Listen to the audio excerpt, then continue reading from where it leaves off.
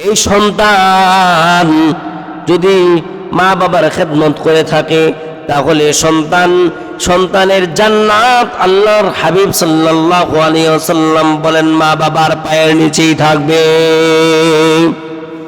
মা বাবার মতো নিঃস্বার্থ ভালোবাসা দুনিয়ার জমিনে আর কেউ দিতে পারবে না। মা বাবার মতো ভালোবাসা দুনিয়ার জমিনের মধ্যে আর কেউ দিতে পারবে না। আপনি যদি আমাকে ভালোবাসেন তাহলে বোঝা যাবে একটা স্বার্থ আছে, যে কোনো একটা স্বার্থের কারণে আপনি আমাকে ভালোবাসবেন। আমিও যদি আপনাকে ভালোবাসি একটা স্বার্থের কারণে ভালোবাসবো। কিন্তু মা বাবার ভালোবাসাটা হলো এমন ভালোবাসা, মা বাবাকে যদি সন্তান আঘাত দেয় তারপরেও সন্তানকে ভালোবাসে, মা বাবাকে যদি সন্তান মেরেও ফেলে তারপরেও সন্তানকে ভালোবাসে, মা বাবাকে যদি সন্তান মার দেয়, যদি বকা দেয় তারপরেও এই মা বাবা সন্তানকে ভালোবাসে। মা বাবার ভালোবাসা হলো এত কঠিন ভালোবাসা।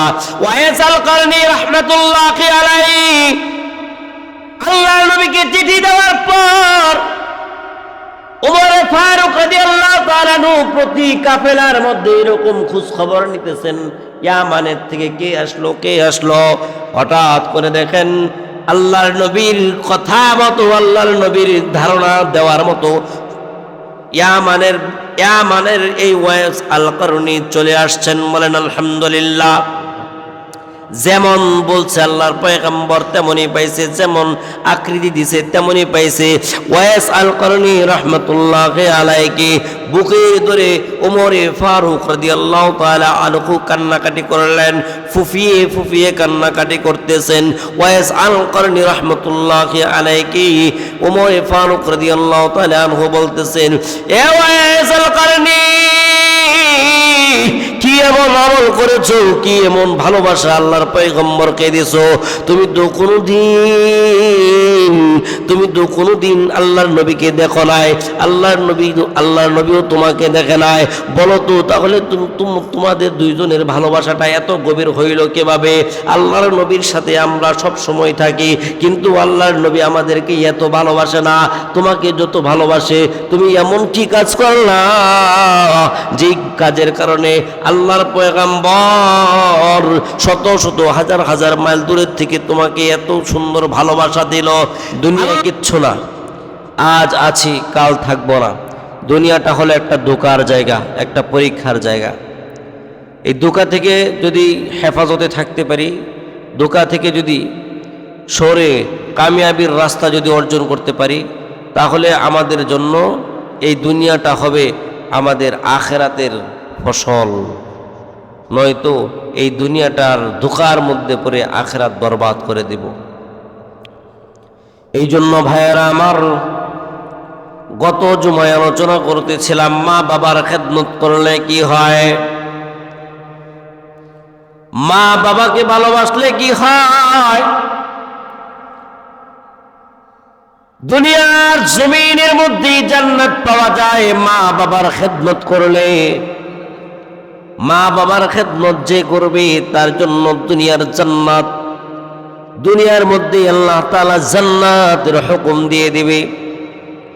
আল্লাহর পয়গম্বর সাল্লাল্লাহু আলাইহি ওয়াসাল্লাম বলেন, রিদা রাব্বি ফি রিদাল ওয়ালিদি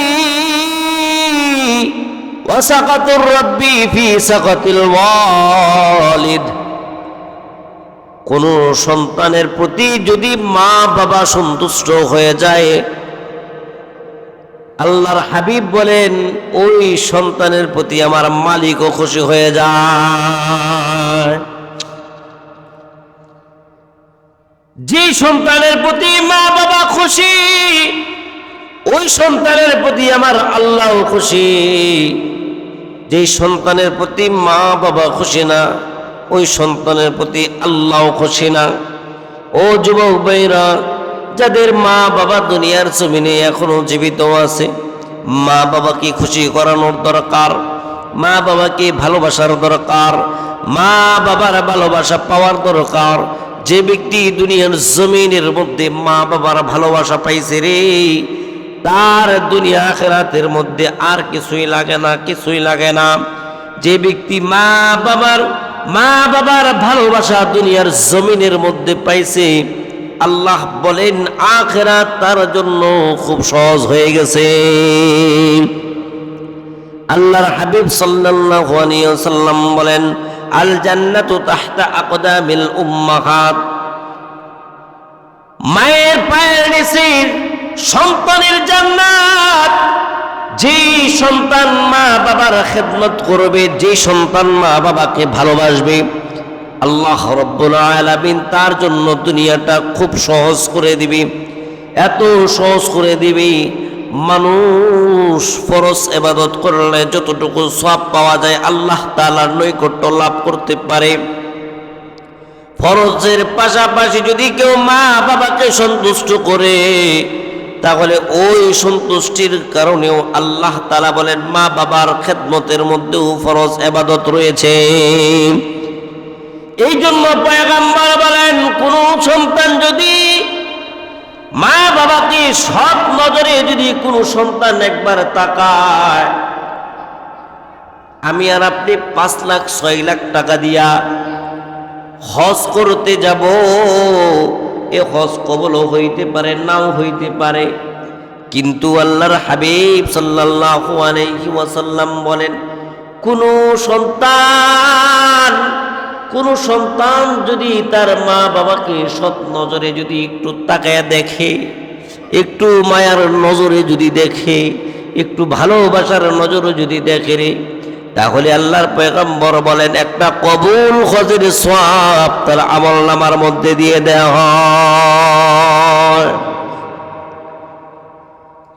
আল্লাহর পয়গম্বর সাল্লাল্লাহু আলাইহি ওয়াসাল্লাম ওয়াইজ আল কারনী রাহমাতুল্লাহি আলাইহি, আল্লাহর পয়গম্বরের দূর থেকে সাহাবীর হুকুম পাইছে, কোনদিন আল্লাহর নবীকে দেখে নাই, কিন্তু মনটা বড় কাঁদে আল্লাহর নবীকে একটা নজর দেখার জন্য ওয়াইস আল কারনী রাহমাতুল্লাহি আলাইহির মনটা খুব কাঁদে। ওয়াইস আল কারনী রাহমাতুল্লাহি আলাইহি আল্লাহর নবীর কাছে চিঠি পাঠাইলেন, ওগো পয়গম্বর, ওগো জমানার নবী, ও আখিরি নবী, আল্লাহর নবী, বিশ্ব নবী জনাবে মুহাম্মদুর রাসূলুল্লাহ সাল্লাল্লাহু আলাইহি ওয়াসাল্লাম, ওগো পয়গম্বর, মনটা খুব খাদে আপনার সাথে একটু সাক্ষাৎ করার জন্য। পয়গম্বর, আমার মনটা খুব ব্যাকুল হয়ে আছে, আপনাকে স্বপ্ন যদি আমি একটু দেখি আমি সাহাবী হব। যে ব্যক্তি একবার পয়গম্বরের চেহারা দেখে ঈমান আনয়ন করলো, পয়গম্বরের চেহারা একবার সৎ নজরে দেখতে পারলো, ঈমান নিয়ে দেখতে পারলো, আমল নিয়ে দেখতে পারলো, তাকেই বলা হয় সাহাবী। যে নবী সাল্লাল্লাহু আলাইহি ওয়াসাল্লামকে একবার স্বপ্নে যুগে যদি কোনো উম্মতে মুহাম্মাদি দেখে, আল্লাহর পয়গম্বর সাল্লাল্লাহু আলাইহি ওয়াসাল্লাম বলেন তার জন্য জাহান্নাম হারাম হয়ে গেছে। এখন বলেন তো দেখি, আমরা শেষ যুগের উম্মত হওয়ার পরেও যদি আমি আর আপনি আল্লাহর পয়গম্বরকে ঘুমের ভিতরে যদি দেখি, তারপরেও যদি আমার আপনার জাহান্নাম হারাম হয়ে যায় রে, তাহলে যে সাহাবীরা সামনাসামনি দেখছে ওই সাহাবীদের কেমন অবস্থা। আল্লাহর নবীর কাছে ওয়াইস আল কারনী রাহমাতুল্লাহি আলাইহি চিঠি লিখছে, ওগো পয়গম্বর, আপনাকে আমি একটা নজর দেখতে চাই, একটা নজর দেখে আপনাকে আমি নিজে সাহাবী হতে চাই, কিন্তু পারি না। ওগো পয়গম্বর, আমি পারি না। কেন পারি না? আমার মা খুব অসুস্থ, আমার মা আমি ছাড়া খেদমত করার মতো কেউ নাই, আমি যদি অল্প একটু সময় যদি আমি দূরে চলে যাই তাহলে কিন্তু আমার মা খুব কষ্ট পায়, খুব আঘাত পায়, আমার মার খেদমত করার মতো কোনো লোক নাই। ও যুবক ভাইরা, বৃদ্ধ বাবাজিরা, এ যুবক বাবারা, একবার চিন্তা করে দেখো, মা ঘরের মধ্যে আছে, বাবা ঘরের মধ্যে আছে। আল্লাহর পয়গম্বর বলেন তোমার জান্নাত এবং জাহান্নাম দুইটাই ঘরের মধ্যে রয়েছে। এখনো যদি তুমি মা বাবার খেদমত করতে পারো, মা বাবাকে যদি তুমি ভালোবাসতে পারো, এটা আমার কোনো কথা না রে, এটা আমার মুখের কোনো ভাষা না। আল্লাহ রাব্বুল আলামিন কুরআনুল কারীমের মধ্যে বলেন, ওয়াকাদা রাব্বুকা আল্লা তা'বুদু ইল্লা ইয়্যাহু ওয়া বিল ওয়ালিদাইনি ইহসানা। আল্লাহ রাব্বুল আলামিন বলে দিয়েছেন আল্লাহ তাআলা ছাড়া কাউকে ইবাদত করো না, ওয়া বিল ওয়ালিদাইনি ইহসানা, এবং মা বাবার খেদমত করো, মা বাবাকে ভালোবাসো, মা বাবার খেদমত করো। কে বলছেন? ওই কে বলছেন?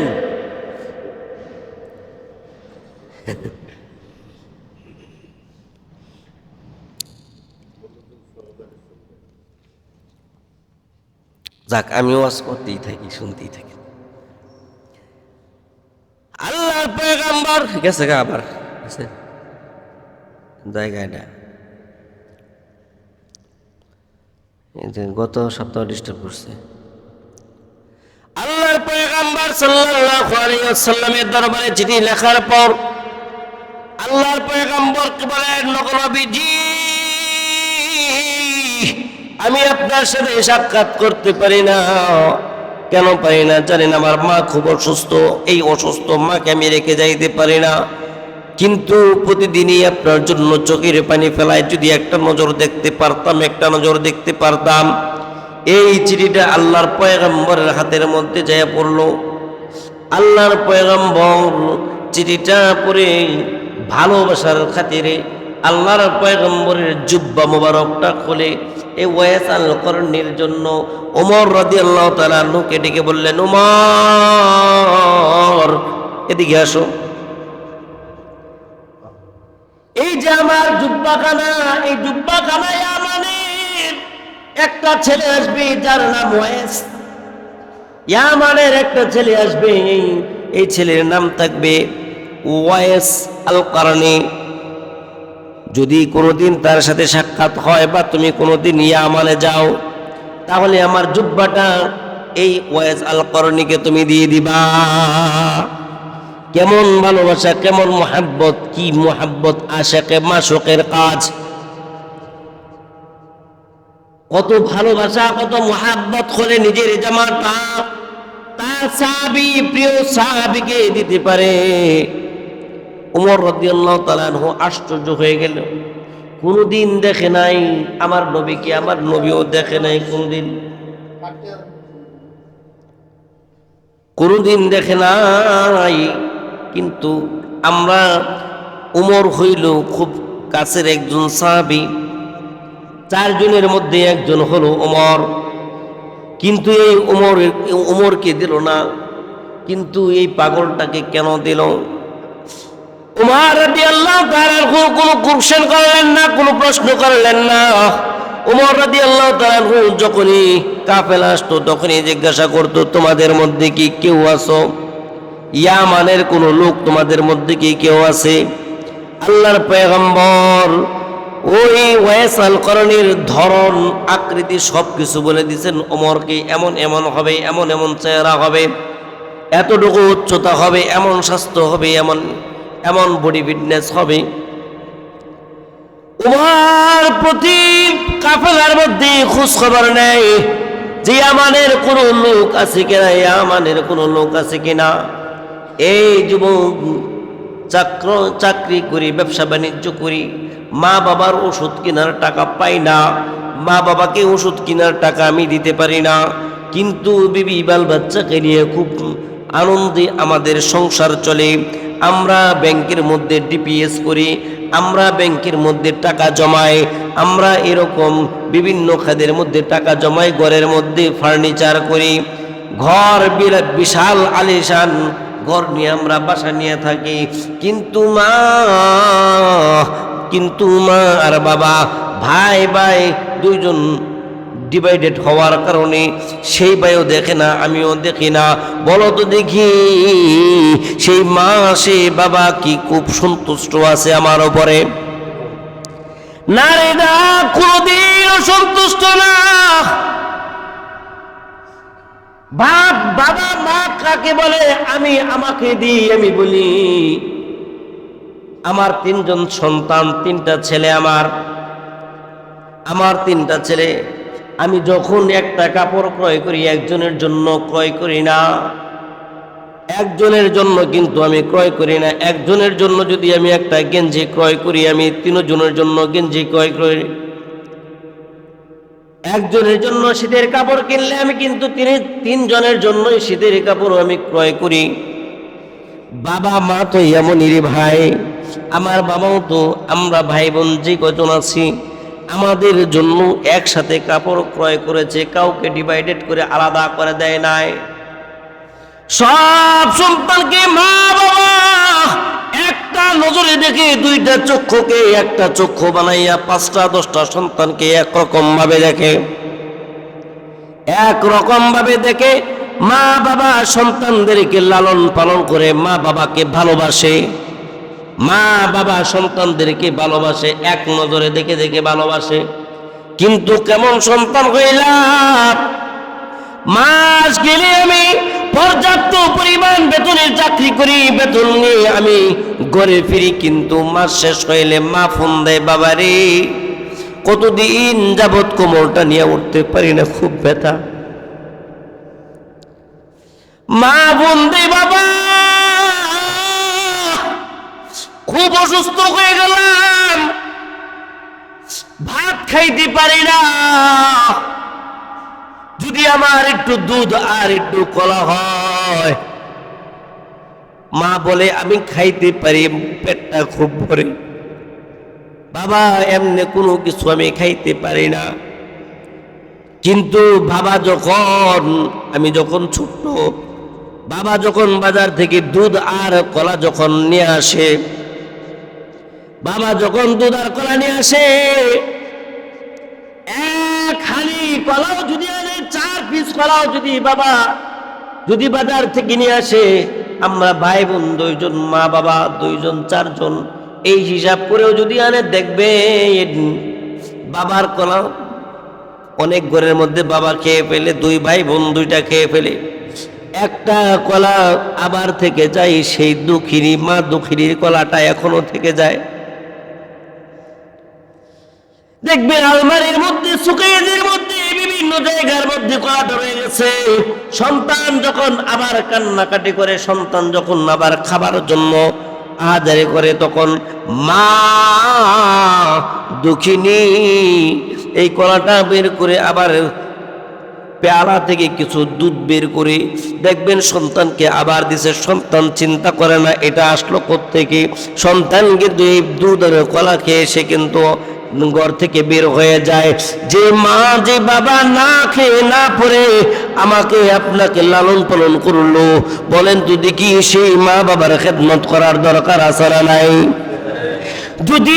তুমি যদি মা বাবার খেদমত না করো, মনে করো তুমি কোটি কোটি কোটি কোটি কোটি টাকার মালিক হইতে পারবা, কোটি কোটি টাকার মালিক হইতে পারবা, কিন্তু এমন একটা সময় আসবে যে একটা সময়ের কারণে মা বাবাকে কষ্ট দেওয়ার কারণে, মা বাবাকে ঠিক মতন যত্ন না নেওয়ার কারণে, মা বাবাকে তুমি কষ্ট দেওয়ার কারণে এই কোটি টাকা একটা মিনিট লাগবে, একটা অপরাধ লাগবে, একটা দুঃসময় লাগবে।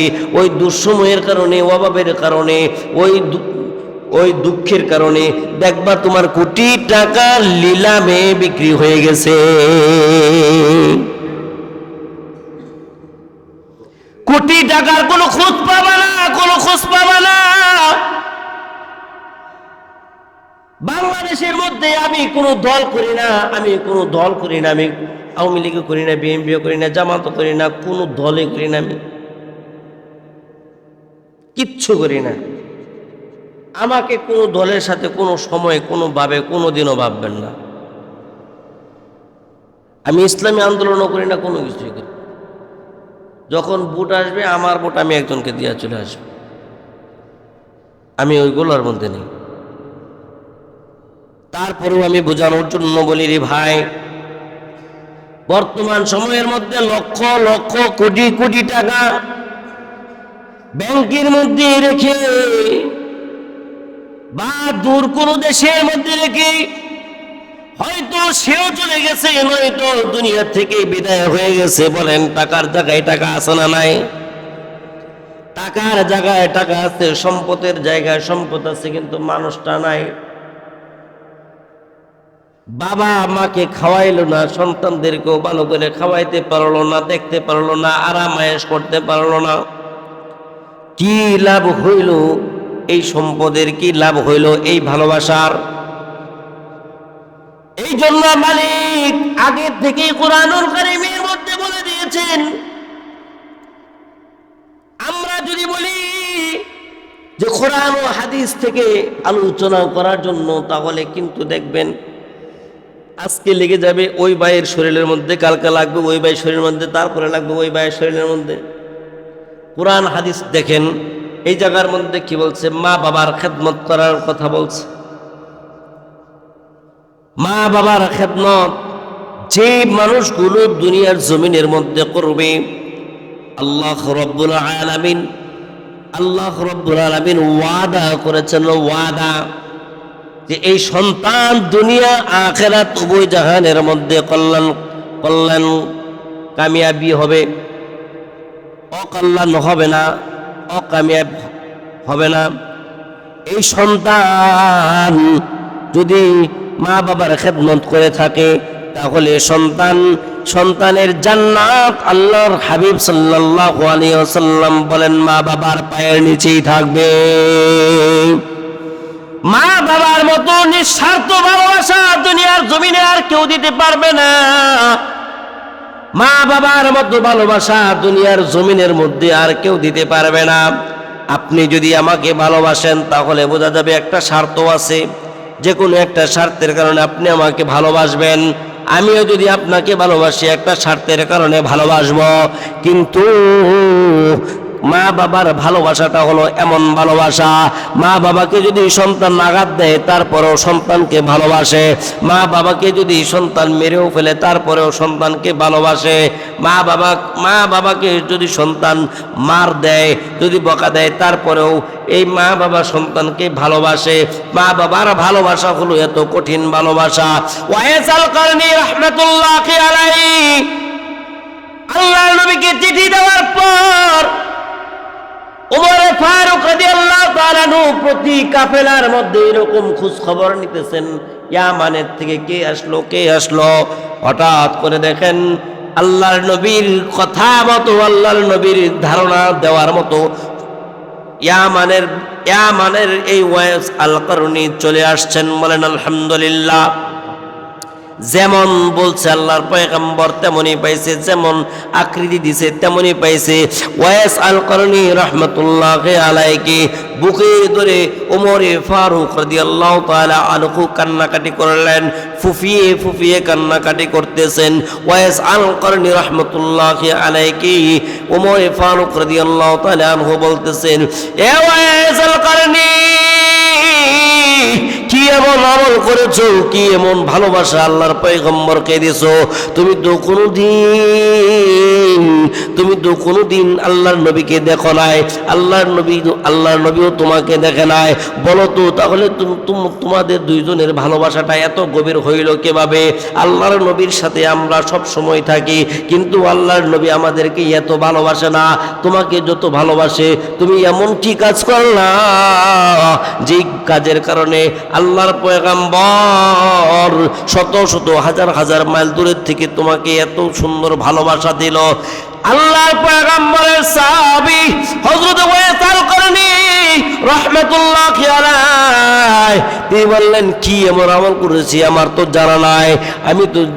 আমি তো বুঝতে পারি না আমি কি আমল করেছি। ওয়াইস আল কারনী রাহমাতুল্লাহি আলাইহি বলেন, আমি আল্লাহর পয়গম্বরকে আমি একবার দরখাস্ত লিখলাম, আল্লাহর পয়গম্বর চায় আমি জিহাদ করতে মন চায়, জিহাদ করে আপনার পেয়ারা হইতে মন চায়, আমি শহীদ হইতে মন চায়, আমি আপনার সাথে আমি জিহাদ করব, আমি আল্লাহর রাস্তায় শহীদ হব, আমাকে কি একটু সুযোগ দেওয়া যায়? ওগো আল্লাহর পয়গম্বর, কিন্তু আমি তো পারি না। কেন পারি না জানেন? আমার মা খুব অসুস্থ, আমার মা অসুস্থ থাকার কারণে আমি পারি না। আমার মা আমি ছাড়া কেউ খেদমত করে না, আমি একাই আমার মার খেদমত করি, আমি চলে গেলে মা অসহায় হয়ে যায়। এইরকম ভাবে ওয়াইস আল কারনী রাহমাতুল্লাহি আলাইহি ওমর ফারুক রাদিয়াল্লাহু তাআলা আনহুকে বলেন, আমি আমার আমলের মধ্যে শুধু এতটুকুই জানি যে আমি আমার মার খেদমত করেছি। আল্লাহর পয়গম্বরকে আমি এরকম দরখাস্ত লিখেছিলাম। আল্লাহর পয়গম্বরকে দরখাস্ত লেখার পরে এইরকম ভাবে আল্লাহর পয়গম্বরের থেকে আমি আর কোনো রিপোর্ট, কোনো অ্যাকশন পাই নাই, কোনো উত্তর পাই নাই।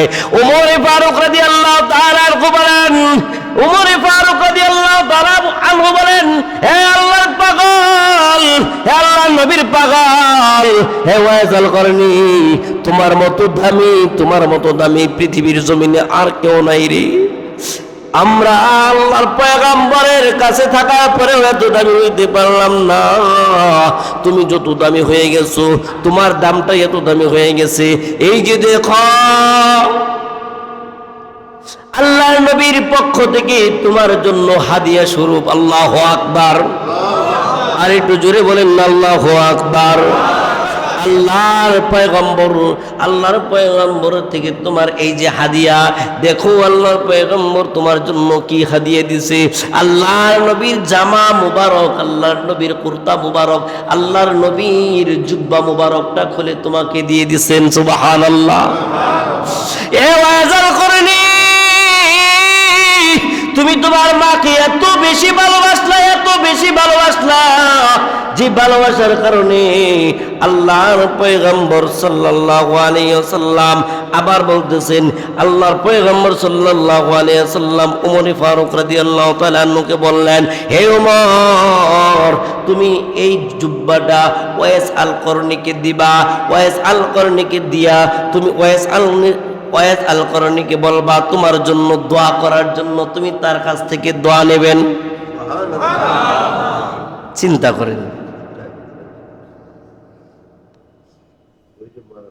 চিন্তা করেন, কেমন ভালোবাসা, কি মুহাব্বত।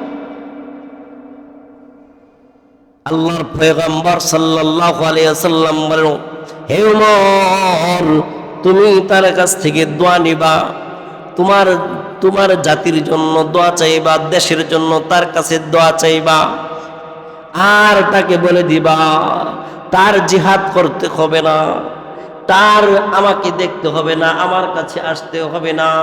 সে যে তার মার খেদমত করতেছে, সে যে তার বাবার খেদমত করতেছে, সে তার মার খেদমত করতে থাকুক, সে তার বাবার খেদমত করতে থাকুক। তার মার খেদমত করলেই আমি নবী তার প্রতি সন্তুষ্ট, আমি নবী তার প্রতি সন্তুষ্ট। সে যদি তার বাবার খেদমত করে তাহলে আমি তার প্রতি সন্তুষ্ট।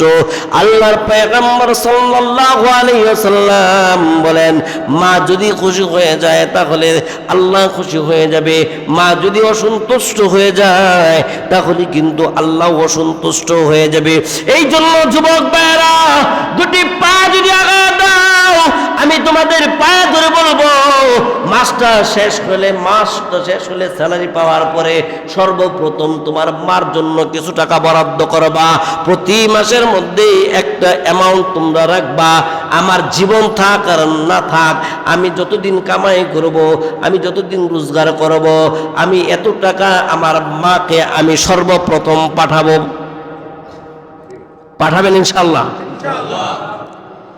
যদি কোন যুবক এই ওয়াজটা, যদি আজকের ওয়াজটা যদি কেউ শ্রবণ করে আমলের নিয়তে যদি ঢুকাইতে পারেন, আল্লাহর কসম করে বলি, আল্লাহর ঘরের মধ্যে বসে বলে, নবীর আদর্শ নিয়ে কথা বলে, আমি আপনাদেরকে আমি ওয়াদা করে দিলাম, ইনশাআল্লাহ ইনশাআল্লাহ সুম্মা ইনশাআল্লাহ আজকে থেকে যদি আপনার মায়ের জন্য যদি একটা অ্যামাউন্ট যদি আপনি যুক্ত করেন, দেখবেন আল্লাহ পাক রব্বুল আলামিন আপনার এই টাকার ভিতরে কি পরিমাণ বরকত দেয়, কি পরিমাণ বরকত দেয়, কি পরিমাণ বরকত দেয়। এই পরিমাণ বরকত দিবে, দেখবেন অল্প টাকায় আপনার মাস যায় কিছু টাকা আরো জমা রাখতে পারবেন ইনশাআল্লাহ। এটাই হলো নবীর আদর্শ। যে ব্যক্তি শুধু মা বাবাকে ভালোবাসবে, মা বাবার খেদমত করবে, মা বাবাকে পছন্দ করে তার দিলের ভিতরে ঢুকাইতে পারবে, আল্লাহর হাবিব সাল্লাল্লাহু আলাইহি ওয়াসাল্লাম বলেন তার দুনিয়া আখিরাতের জিম্মাদারি হয়ে যাবে। আর একটু জোরে বলেন সুবহানাল্লাহ। নয়তো দেখবেন কোটি কোটি টাকা, কোটি কোটি টাকার মালিক কোটি কোটি টাকা প্রতি মাসে ইনকাম করে, এর মতো অশান্তি আর পৃথিবীর জমিনে একটাও নাই, একটাও নাই। যায় দেখবেন ওর মার সাথে ওই বেয়াদবি করতেছে, ওর বাবার সাথে ওই বেয়াদবি করছে, বেয়াদবি করার পরে যে কোনো একটা সিস্টেমে সে টাকা কামাই করছে, কিন্তু এই টাকার ভিতরে তার কোনো শান্তি নেই। তার সন্তান তার কথা শুনে না, তার বিবি তার কথা শুনে না, তার চেলাপেলা যারা আছে কেউ তার কথা শুনে না। তাহলে এই টাকা দিয়া, এই অর্থ দিয়ে, এই সম্পদ দিয়ে কি লাভ? আবার কিছু মানুষ দেখবেন, কিছু মানুষ এমন আছে স্যালারিটা পাওয়ার পর মা বাবার কাছে সাথে সাথে সব টাকা পাঠায়া দেয়। এই লোকটাকে জিজ্ঞাসা করে দেখবেন এই লোকের কোনো রোগ ব্যাধি বেশি নাই, অল্প টাকার কিছু ওষুধ খাইলে দেখবেন তার রোগ ব্যাধি ভালো হয়ে যায়। কারণ কি জানেন? কারণ হলো একটাই, মা বাবা গ্রামের বাড়িতে থেকে তার জন্য দোয়া করতে থাকে, সন্তানের জন্য দোয়া করে 5 জনের কাছে বলে আমার সন্তান যদি কামাই না করতো আমাদের চলা বড় কষ্ট হয়ে যেত।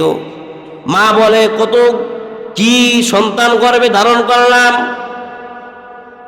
এটা তো সন্তান না, যেন এটা একটা ফেরেশতা, আমি যা বলি তাই করে, যা বলি তাই করে। এই সন্তান দুনিয়া আখিরাতের মধ্যে ঠেকে না, আখিরাতের মধ্যে দুনিয়ার মধ্যে কোনো কষ্ট হয় না, আখিরাতের মধ্যে তার মৃত্যু হইতে দেরি হয়। আল্লাহর হাবিব বলেন এই সন্তানের মায়ের পায়ের নিচে জান্নাত মৃত্যু হওয়ার সাথে সাথে আল্লাহ তাআলা তাকে সুসংবাদ দিয়া দেয়। এই জন্য নবী করিম সাল্লাল্লাহু আলাইহি ওয়াসাল্লাম বলেন রিদার রাব্বি ফি রিদাল ওয়ালিদি ওয়া সাকাতুর রাব্বি ফি সাকাতিল ওয়ালিদ। কোন ব্যক্তি যদি, কোন মা বাবা যদি সন্তানের প্রতি সন্তুষ্ট হয়ে যায়, আল্লাহ তাআলা তার প্রতি সন্তুষ্ট হয়ে যাবে। এই জন্য যারা মা বাবার খেদমত করতেছেন প্রাণ ভরে খেদমত করেন, প্রাণ ভরে খেদমত করেন, আল্লাহ তাআলা দুনিয়া আখিরাত উভয় জাহানের মধ্যে আপনাকে কামিয়াবি দান করবে। যারা বেয়াদবি করেছি মা বাবার কাছে,